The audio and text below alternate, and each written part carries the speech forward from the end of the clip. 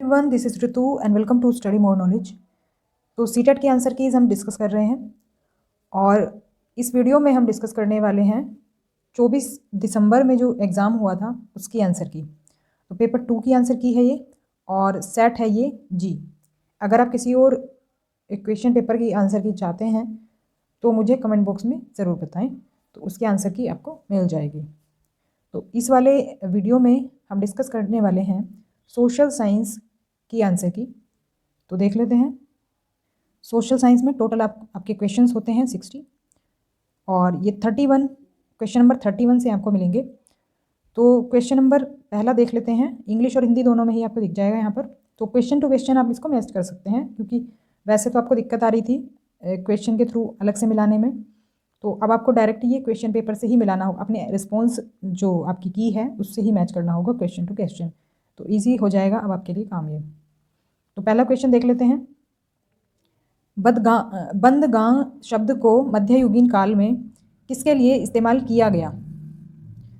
तो ये जो हमारा आंसर है वो है ऑप्शन नंबर 3। तो गुलामों के लिए ये शब्द हमने इस्तेमाल किया था मध्ययुगीन काल में। क्वेश्चन नंबर 32, हमें आरंभिक कृषकों व पशुपालकों के बारे में कैसे पता चला? तो इसका आंसर हो जाएगा ऑप्शन नंबर 2। तो उस हमारे पास उस समय का लिखित रिकॉर्ड है, तो ये गलत है, क्योंकि आरंभिक जो टाइम पीरियड था हमारा, उस टाइम पर कोई लिखित रिकॉर्ड हमारे पास नहीं है। हमारे पास अनाजों और जानवरों की हड्डियों के साक्ष्य हैं, उससे ही हमें ये पता चला कि उस टाइम पर कृषि होती थी और पशुपालन किया जाता था। तो ऑप्शन 2 इसमें सही होगा। क्वेश्चन नंबर 33, आईने गबरी के संदर्भ में कथन दिए हैं, तो इसमें सही कौन सा है बताना है। सही उत्तर होगा इसका ऑप्शन नंबर 1, ए और बी सही है। ये अबुल फजल द्वारा लिखा गया है और इसमें विभिन्न प्रकार की चीज़ों, फसलों, कीमतों, राजस्व वसूली वगैरह का सांख्यिकीय विवरण है। तो ये दोनों ऑप्शन इसमें सही होंगे। क्वेश्चन नंबर 34 है, इक्तादार और जागीरों के विषय में कौन सा कथन सही है? तो ऑप्शन 1 इसमें सही होगा, केवल ए। ये पद विशिष्ट क्षत्रों के नायकों सैनिक को क्रमशः दिल्ली सल्तनत और मुगल शासन में दिए जाते थे। तो एक तरह से हम कह सकते हैं ये पदों के नाम हैं। आगे बढ़ते हैं। क्वेश्चन नंबर 35 है, तो मैच करना है हमें इनको। तो किसने क्या काम किया वो बेसिकली इसमें दिया हुआ है, तो इसका ऑप्शन नंबर 1 सही हो जाएगा। ए को हम दूसरे से मिला देंगे, बी को हम फोर्थ से मिला देंगे, सी को हम तीसरे से मिला देंगे, और थॉमस मेकाले अंग्रेजी भाषा का प्रसार। इस तरह से हम इसको मैच कर देंगे। क्वेश्चन नंबर 36 है, ए और बी कथन दिए हैं, बताना है कौन सा सही है। तो इसका ऑप्शन नंबर 4 सही होगा, केवल बी सही है। तो अशोक का धम्म बुद्ध के उपदेशों से प्रेरित था, यही कथन इसमें सही है सिर्फ। क्वेश्चन नंबर 37 है, औपनिवेशिक भारत के संदर्भ में इन वक्तव्यों पर विचार करें और सही विकल्प बताएं। तो इसमें ऑप्शन नंबर हमारा 2 सही हो जाएगा। ए तो गलत है इसमें और बी सही है। तो औपनिवेशिक अधिकारों ने जनजातियों को इस शर्त पर कि वे वन विभाग के लिए श्रमिकों के रूप में काम करेंगे, वनों में कुछ टुकड़े भूमि पर झूम खेती की अनुमति दी। क्वेश्चन नंबर 38 है, 19वीं शताब्दी के आदिवासी समूहों के बारे में कथन दिए हैं और सही कथन हमें बताना है। सही आंसर होगा इसका ऑप्शन नंबर 3। दोनों ही कथन सही हैं। वे झूम खेती करते थे, जानवरों का शिकार करते थे, वन्य उत्पादों को इकट्ठा करते थे, एक जगह खेती करते थे और जानवरों का पालन पोषण करते थे। क्वेश्चन नंबर 39 है, इसमें मिलान करना है सुधार आंदोलनों को उनके उद्गम स्थान से। तो इसका ऑप्शन नंबर 3 सही होगा। ए को दूसरे से मिलाएंगे, दूसरे को तीसरे से मिलाएंगे और तीसरे को मिलाएंगे पहले से। क्वेश्चन नंबर 40 है, निम्नलिखित में से कौन सा कथन सामाजिक सुधार और जातीय उन्मूलन के संदर्भ में सही है? तो इसका पहला ऑप्शन सही होगा, राजा राम मोहन राय ने जातिगत असमानता को चुनौती देने वाली बुद्ध संप्रदाय की एक पाठ्य सामग्री का अनुवाद किया था। क्वेश्चन नंबर 41,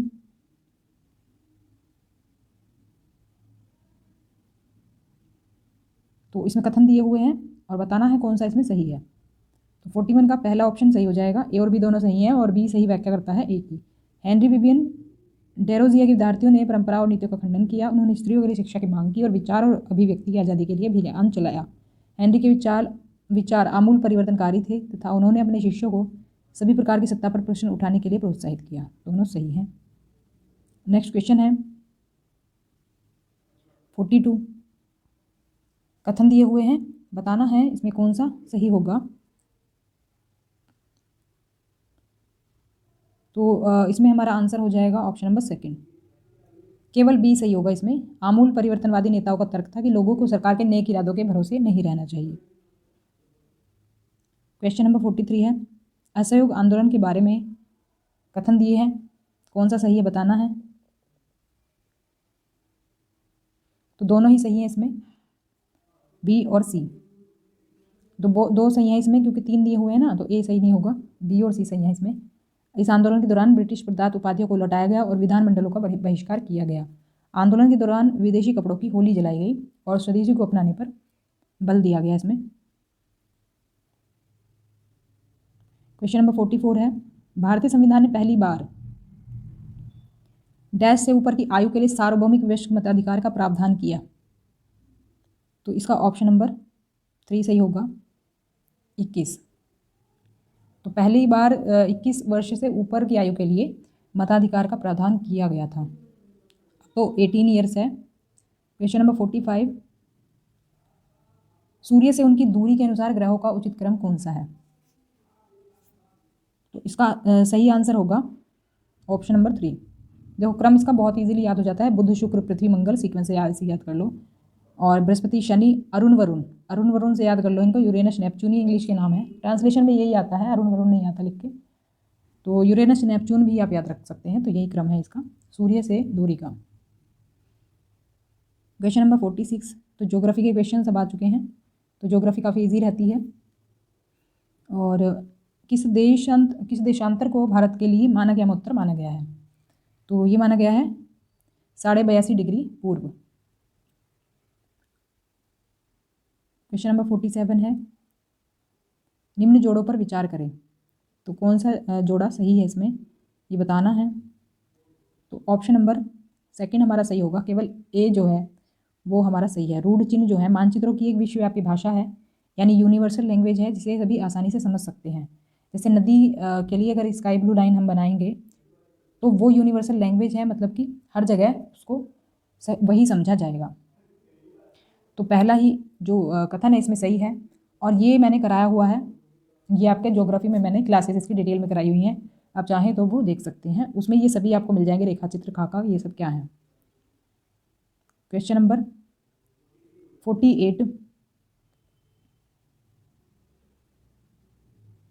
क्वेश्चन नंबर 48 को देख लेते हैं। निम्न कथनों को पढ़कर सही विकल्प का चयन करें। तो इसमें ऑप्शन सेकंड सही होगा, ए और आर दोनों सही हैं, किंतु आर सही व्याख्या नहीं है ए की। क्योंकि देखो कुछ देशों का अक्षांश से विस्तार काफ़ी अधिक है, बिल्कुल सही बात है। जैसे रशिया काफ़ी ऐसे चौड़ाई में फैला हुआ है, तो ये देशांतरीय विस्तार होता है इसका, सॉरी ये अक्षांशीय विस्तार है।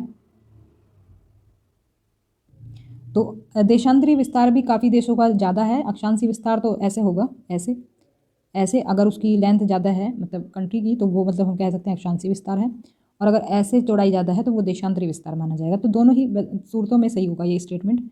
और कारण दिया हुआ है, कुछ देशों में एक से अधिक मानक समय अपनाए गए हैं। तो देखो कारण ये जो है व्याख्या गलत है, क्योंकि अगर यहाँ पर देशांतरीय विस्तार होता तो हम इसको सही मान सकते थे, लेकिन यहाँ पर अक्षांशीय विस्तार है, तो इसी से कन्फ्यूजन हो सकता है। जैसे कि मैंने भी स्टार्टिंग में ध्यान नहीं दिया था ये, लेकिन ध्यान से पढ़ना है, ये अक्षांशीय और देशांतरीय।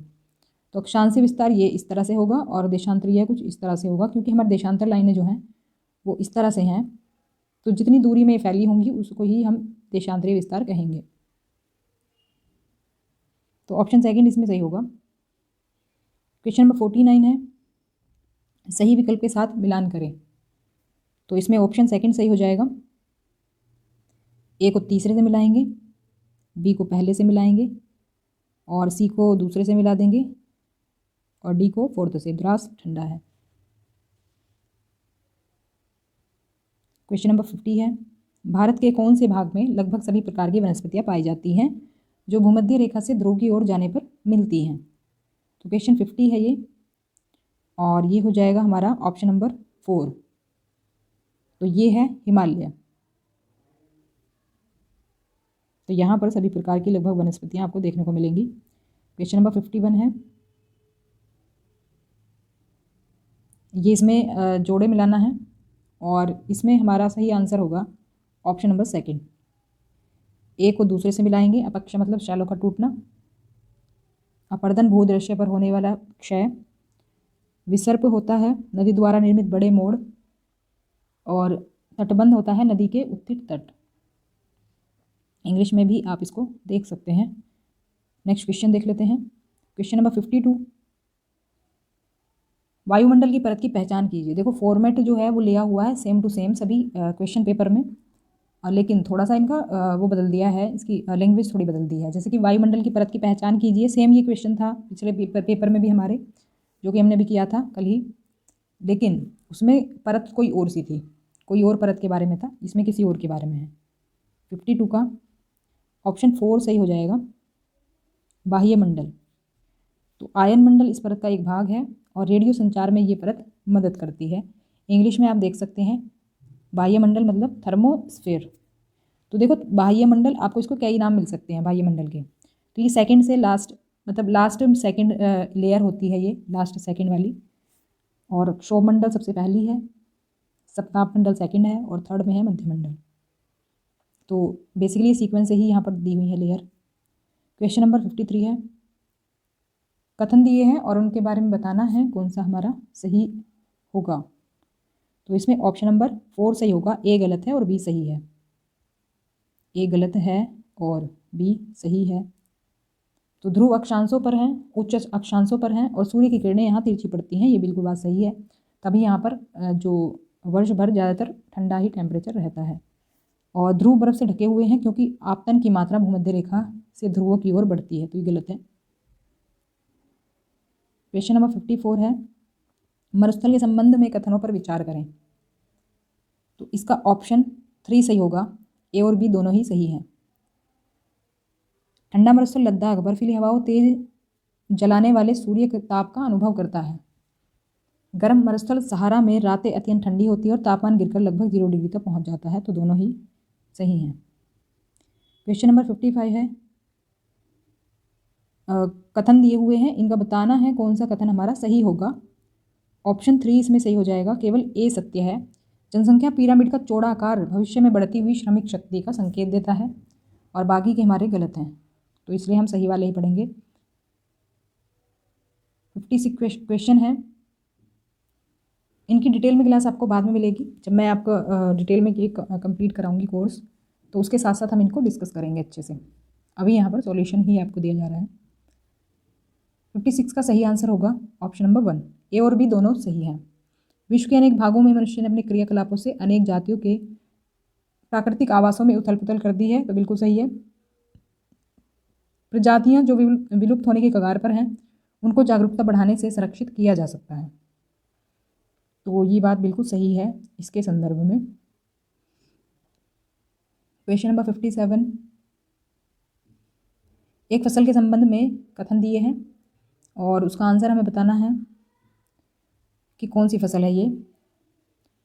तो इसका आंसर होगा ऑप्शन नंबर 2। तो ये चावल के बारे में बात हो रही है कि ये उष्णकटिबंधीय और उपोष्णकटिबंधीय प्रदेशों का मुख्य आहार है, और इसे उच्च तापमान, उच्च आर्द्रता और उच्च वर्षा की आवश्यकता होती है। तापमान भी ज़्यादा होना चाहिए और आर्द्रता भी ज़्यादा, यानी कि इसको पानी भी ज़्यादा चाहिए, तो सेकंड ऑप्शन इसमें सही होगा। क्वेश्चन नंबर 58 है, हमारे आसपास रहने वाले बहुत से लोग गरीब हैं और उनके पास खाने या पहनने के लिए पर्याप्त नहीं है। कभी कभी उनके पास रहने के लिए जगह भी नहीं होती है, इसका कारण क्या है? तो इसका कारण है असमानता। तो ये पॉलिटी के क्वेश्चंस आ चुके हैं, और पॉलिटी मैंने कंप्लीट कराई हुई है, आप देख सकते हैं। क्वेश्चन नंबर 59 है, आप छत्तीसगढ़ के गांव में राज्य के विद्यालय में अध्यापन कर रहे हैं, तो समानता असमानता की चर्चा के लिए किस समूह को उदाहरण के लिए स्थानीय संदर्भ में प्रयोग करेंगे? तो इसका आंसर होगा option number 4, Baiga. Question number 60, एक अध्यापिका लेखपाल या कानून को जैसे शब्द का प्रयोग कर रही है तो वह किस अध्याय को पढ़ा रही है। तो अगर बात करें लेखपाल की, तो लेखपाल जो है ये हमारा पटवारी भी होता है, इसको मतलब कई नामों से बुलाया पुकारा जाता है। तो अब पटवारी का काम क्या होता है, भू राजस्व रिकॉर्ड रखना। तो थर्ड ऑप्शन हमारा सही होगा क्योंकि ये लेखपाल से रिलेटेड है। क्वेश्चन नंबर 61 है, विश्व की सबसे भयानक औद्योगिक त्रासदियों में से एक वर्ष 1984 में भोपाल में हुई थी। यूनियन कार्बाइड एक अमेरिकी कंपनी की फैक्ट्री थी जिससे यह प्रारंभ हुई।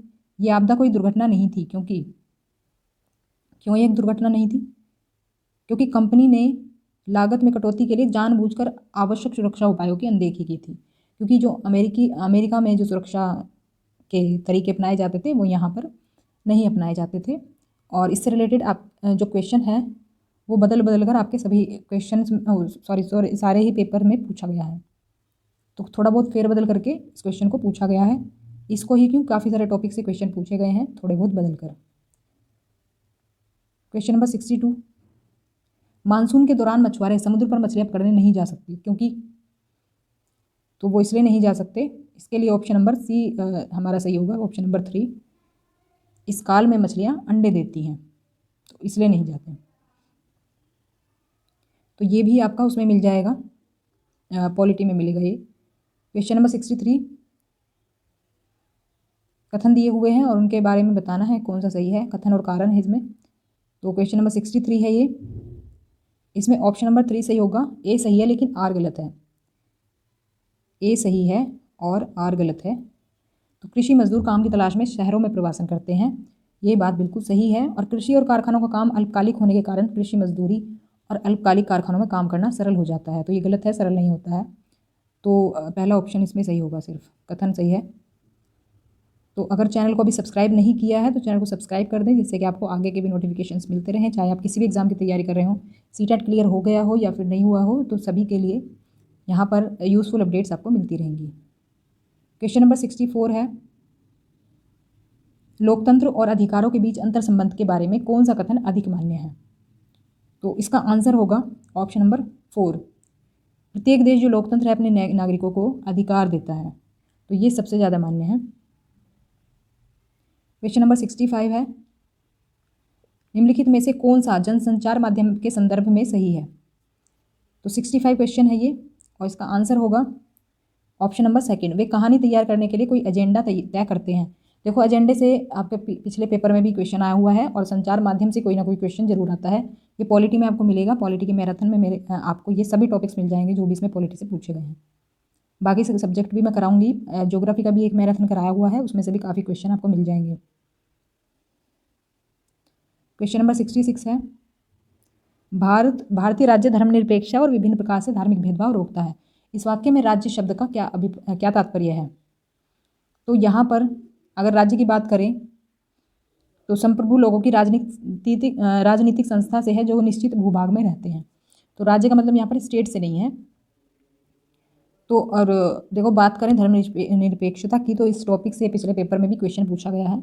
अब क्योंकि देखो ये लगभग 1 महीने आपके पेपर हुए हैं, वैसे सारे पेपर इतने सारे टॉपिक आते कहाँ से, तो सेम टॉपिक से ही इन्होंने थोड़ा बदल कर क्वेश्चन पूछे हैं। अगर आप नेक्स्ट सीटेट की तैयारी कर रहे हैं तो ये पेपर आपके लिए बहुत यूजफुल रहेंगे, इनमें से कुछ भी ना छोड़ें। तो सबसे पहले तो सारे पेपर पढ़ डालें, इसमें से कुछ ना कुछ रिपीट तो होगा ही होगा, और टॉपिक तो बिल्कुल ना छोड़ें, जो टॉपिक से पूछे जा रहे हैं क्वेश्चन उन टॉपिक को तो रट डालें अच्छे से। रटने से मतलब अच्छे से पढ़ लें, रट्टा मार पद्धति पर निर्भरता नहीं कर रही हूँ मैं आपकी, उसका मतलब है अच्छे से पढ़ डालें जिससे कि आपको ये कुछ भी छूटे ना। 67 क्वेश्चन है। अब क्योंकि अगर आप बार बार ये क्वेश्चन पेपर देखेंगे तो क्वेश्चन पेपर देखने से बहुत सारी चीज़ें आपके दिमाग में बैठ जाएंगी, बार देखने से ही काफ़ी चीज़ें दिमाग में भर जाएंगी। तो बार ना याद करने की ज़रूरत पड़ेगी और ना ही ज़्यादा कंसेप्ट को पढ़ने की ज़रूरत पड़ेगी। और अगर आप शुरू से तैयारी कर रहे हैं तो बेसिक पहले क्लियर करें, उसके बाद इस पर पढ़ें। क्वेश्चन नंबर 67 है, भारतीय संविधान अल्पसंख्यकों के बहुमत के वर्चस्व को रोकता है, अर्थात ऐसी स्थितियां जहां एक समुदाय लगातार ऐसे निर्णयों को लागू कर सकता है जो अन्य समुदाय को वर्जित करते हैं, उनके हितों के विरुद्ध जाते हैं, ये संदर्भित करता है। तो क्या संदर्भित करता है ये है अंतर सामुदायिक वर्चस्व को। क्वेश्चन नंबर 68 है।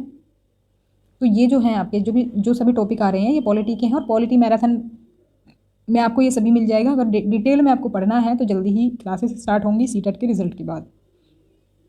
अध्यापिका छात्रों से ऐसा उदाहरण पूछती है कि जहाँ सर्वोच्च न्यायालय ने दो राज्यों के बीच के झगड़े का निपटान किया हो, निम्न में से कौन सा सही उदाहरण है।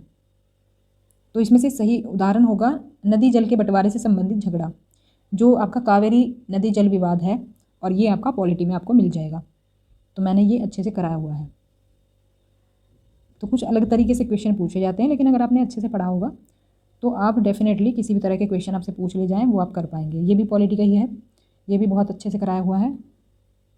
तो विद्यालय में मिड डे मील बांटने के दौरान दलित समुदाय से संबंधित विद्यार्थियों के समूह को अलग बैठने के लिए कहा गया। ये उनके मौलिक अधिकारों का हनन है, वे न्याय प्राप्ति के लिए क्या कर सकते हैं। तो मौलिक अधिकारों के हनन के लिए पूछा गया है बेसिकली कि क्या कर सकते हैं। तो तीनों स्टेटमेंट इसमें सही हैं कि वे इस कार्य के विरुद्ध विद्यालय प्रशासन को शिकायत कर सकते हैं, वे SC/ST के लिए गठित राष्ट्रीय समिति के अध्यक्ष को शिकायत लिख सकते हैं, वे विद्यालय प्रशासन के खिलाफ कोर्ट जाकर केस दाखिल कर सकते हैं। तो तीनों में से कोई भी काम वो कर सकते हैं अपने अधिकारों के लिए। क्वेश्चन नंबर 70 है, जनजातियों के हाशियाकरण से निपटने के लिए कौन सा तरीका उचित है।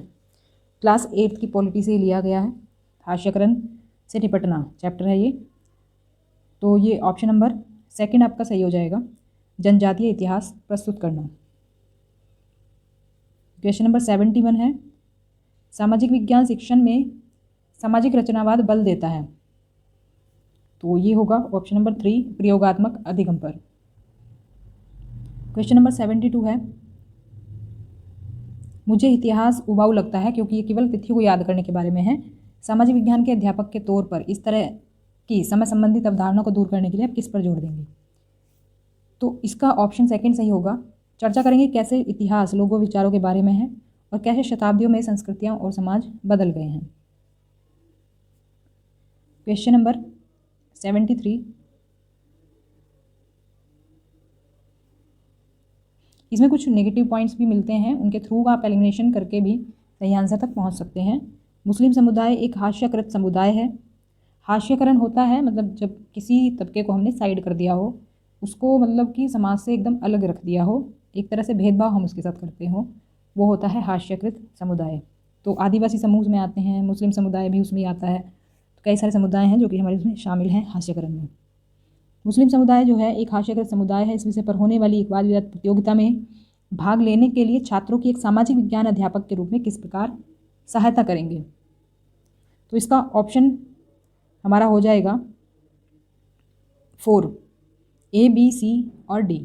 तो हमारे चारों ही ऑप्शन इसमें सही हो जाएंगे। उन्हें वर्ष 2011 की भारत की जनगणना रिपोर्ट का अवलोकन करने के लिए कहेंगे, जिसमें कि पता चलेगा, और संविधान में अल्पसंख्यकों के विषय में दिए गए अनुच्छेदों को पढ़ने के लिए कहेंगे, मुस्लिम पड़ोस में ले जाएंगे और लोक सेवाओं में मुस्लिमों की संख्या संबंधी डाटा कक्षा में लाकर, ये सभी हम कर सकते हैं। क्वेश्चन नंबर 74, क्वेश्चन नंबर 74 है, प्रारंभिक स्तर पर 13वीं शताब्दी से उत्तरी भारत में नए धार्मिक विकास विषय का परिचय देने और व्याख्या करने के लिए शिक्षिका द्वारा निम्नलिखित में से कौन सी युक्तियाँ अपनाई जा सकती है। तो इसमें हमारा ऑप्शन नंबर सेकंड सही होगा, A, B और C। शिक्षिका निर्गुण भजन गा सकती है और शब्द कीर्तन की रिकॉर्डिंग चला सकती है, रामचरितमानस की चौपाई गा सकती हैं। तो उस सदी के हैं ये, तो इसीलिए ये किया जा सकता है। क्वेश्चन नंबर 75, उद्योग और उसके प्रकार्य के शिक्षण के समय अध्यापक ने नदियों में अपशिष्ट के निकास के चित्र दिखाएं और उसके बाद चर्चा की। दिखाए मतलब नदियों में जो अपशिष्ट यानी कि कचरा जो बहा देते हैं उसके चित्र दिखाए और उसके बाद चर्चा की उद्योग और उसके प्रकार्य टॉपिक पर। तो क्योंकि उद्योग जो चलते हैं उसके बाद क्या करते हैं, वो अपशिष्ट को नदियों में बहा देते हैं। अब चर्चा इस बारे में हो रही है, तो अध्यापक का उद्देश्य क्या है इसमें। तो अध्यापक का जो उद्देश्य है वो है इसमें जो कथन होंगे हमारे सही A, B और C, कि उद्योग की संकल्पना को सुदृढ़ करना, उद्योग की निकास व्यवस्था को समझाना, प्रदूषण के प्रति संवेदनशील बनाना, क्योंकि प्रदूषण जो है ज़्यादातर उसी से बढ़ रहा है, जो उद्योगों से हमारा अपशिष्ट जो बहा जाता है नदियों में, उससे जल प्रदूषित होता है। अपशिष्ट के प्रबंधन को समझना, तो नहीं, ये प्रबंधन तो नहीं है, ये तो अपशिष्ट का गलत तरीके से नदियों में बहाया जा रहा है, तो ये प्रबंधन नहीं है अपशिष्ट का, तो सी नहीं होगा, बाकी होंगे हमारे इसमें शामिल। क्वेश्चन नंबर 76,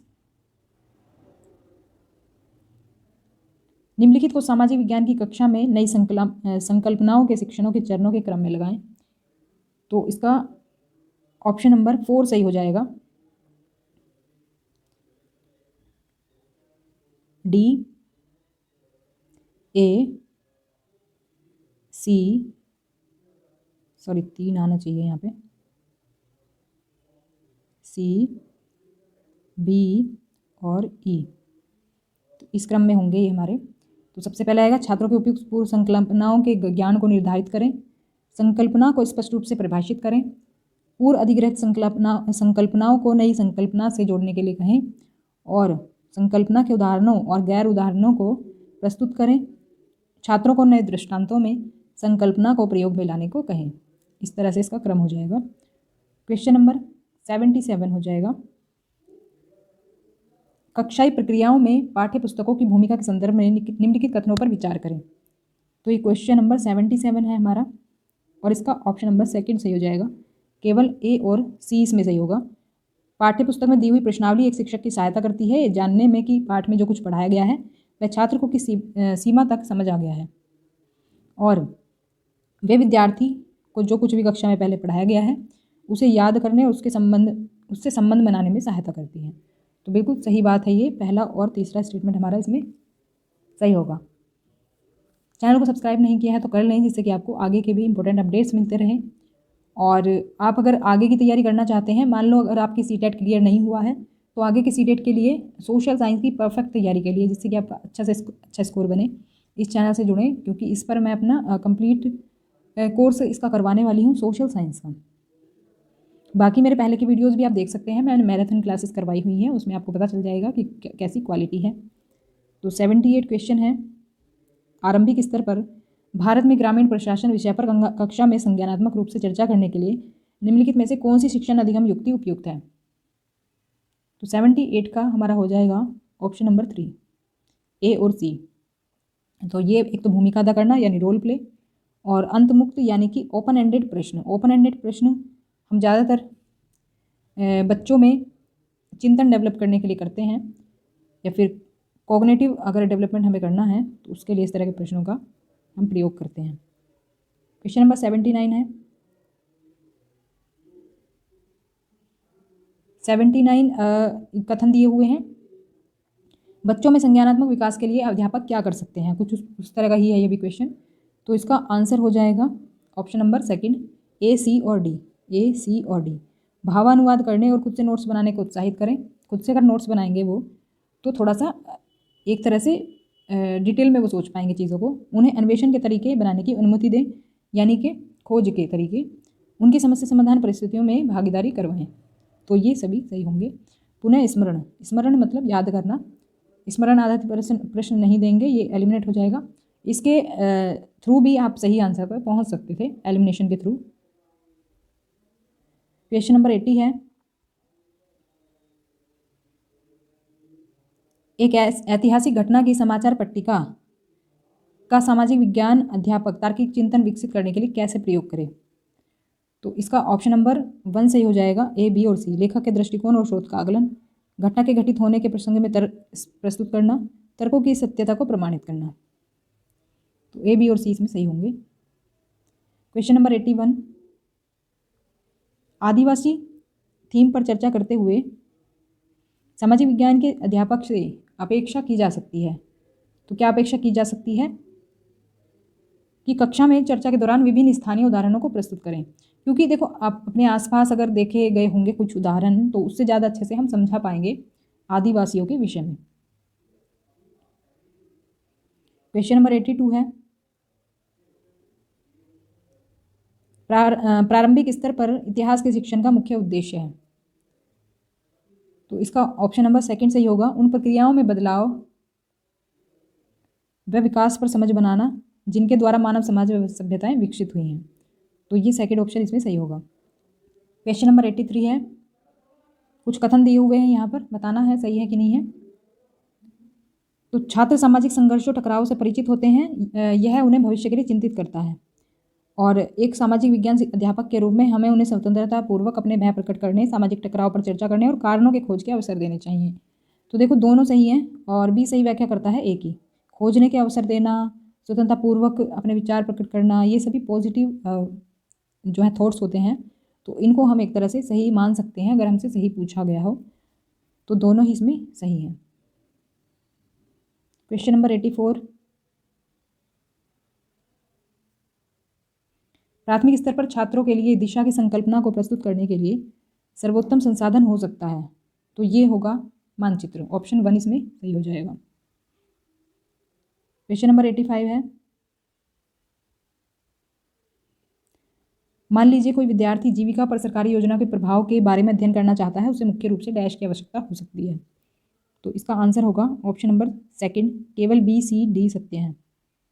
बी सी और डी सही है। सांख्यिकी औजारों को प्रयोग करने की योग्यता, योजना की जानकारी को इकट्ठा करना, तुलनात्मक समूहों का सूत्रीकरण या प्रतिपादन। क्वेश्चन नंबर 86 है, निम्नलिखित में से कौन सी आकलन पद्धति स्थापन या पदोन्नति चर्चा के लिए आमतौर पर महत्वपूर्ण सूचना के तौर पर प्रयोग होती है। तो इसका ऑप्शन नंबर 3 सही हो जाएगा, अधिगम का आकलन। क्वेश्चन नंबर 87 है, निम्नलिखित प्रश्नों में से कौन से तथ्यात्मक ज्ञान का आकलन करते हैं। तो इसमें से हमारा ऑप्शन नंबर 4 सही होगा, बी और डी। बी और डी, अंतिम मुगल बादशाह ने अपने जीवन के अंतिम वर्ष कैसे जिए, और यदि आप संसद के सदस्य होते तो ऐसे 2 प्रश्नों की सूची बनाइए जो आप पूछना चाहते हैं। तो एक तरह से ये क्या करेंगे, एक ज्ञान का विस्तार करेंगे। और ये तो देखो सीमित करते हैं आंसर को, ये रटे रटाए प्रश्न हो सकते हैं, तो इसको हम शामिल नहीं करेंगे और इसको भी शामिल नहीं करेंगे। जो रटे रटाए प्रश्न हो सकते हैं, जिनका सीमित आंसर हो सकता है, उनको हम इसमें शामिल नहीं करेंगे। क्वेश्चन नंबर 88 है, अनुदेशन प्रक्रिया में डैश मूल्यांकन होता है। तो ये ऑप्शन नंबर 2 हमारा सही होगा, निदानात्मक आकलन और रचनात्मक आकलन। क्वेश्चन नंबर 89, निम्नलिखित में से कौन सा प्रश्न ज्ञानात्मक प्रक्रिया के समझ पहलू का आकलन करता है। तो ये हमारा इसमें ऑप्शन नंबर 3 सही होगा, ए, बी और ई। ए, बी और ई। कृषि विकास शब्द से आप क्या समझते हैं, लोगों को एक संसाधन की तरह क्यों माना जाता है, एक नए कानून के विधिकरण लागू होने में नागरिक क्या भूमिका निभा सकते हैं। तो एक तरह से जो विस्तारवादी प्रश्न हो, उस तरह के क्वेश्चंस को हम इसमें चुनते हैं। वो चाहे हमें क्रिएटिव थिंकिंग के लिए बोला गया हो, या तो फिर हमें वो कॉग्निटिव डेवलपमेंट के लिए बोला गया हो, किसी भी बारे में अगर बोला गया हो तो उसके लिए हम विस्तारवादी प्रश्नों को चुनते हैं, जो कि जिसमें कि उनके थॉट्स शामिल हों, या फिर जो विस्तार से आंसर जिनका निकलता हो, मतलब कि एक तरह से अपने विचार वो बताते हैं। तो इसमें देखो सभी में विचार बताए जा सकते हैं अपने। एक तरह से देखो ये वाले जो क्वेश्चन है, जो परिभाषा देने की बात कर रहे हैं, परिभाषित करने की, ये सीमित होंगे आंसर, और रटे रटाए भी हो सकते हैं। 3 विशेषताएं अगर हम बताएंगे तो ये भी रटे रटाए हो सकते हैं, इसके अलावा याद भी किए जा सकते हैं, और एक सीमित भी आंसर है इनका। क्वेश्चन नंबर 90 है, निम्नलिखित प्रश्नों को पढ़िए, इनमें से कौन से ज्ञानात्मक प्रक्रिया के विश्लेषण पहलू का आकलन करते हैं। तो इसमें अगर 90 की बात करें तो 90 में आपका ऑप्शन नंबर 4 सही होगा, ए, डी और ई। ए, डी और ई। तो इसमें ऑप्शन नंबर 4 हमारा सही हो जाएगा। तो ये थे हमारे सोशल साइंस के प्रश्न। अगर आपको किसी और क्वेश्चन पेपर की आंसर की चाहिए तो आप मुझे कमेंट बॉक्स में बता सकते हैं। वीडियो अगर पसंद आई तो लाइक करें, शेयर करें, और चैनल को भी सब्सक्राइब कर लें टीचिंग एग्ज़ाम्स की सभी अपडेट्स के लिए, तैयारी के लिए, और सही डायरेक्शन के लिए। अगर आप सही डायरेक्शन चाहते हैं तैयारी के लिए तो मिलते हैं हमारे नेक्स्ट क्लास में। तब तक के लिए stay connected and keep watching study more knowledge. Thanks for watching.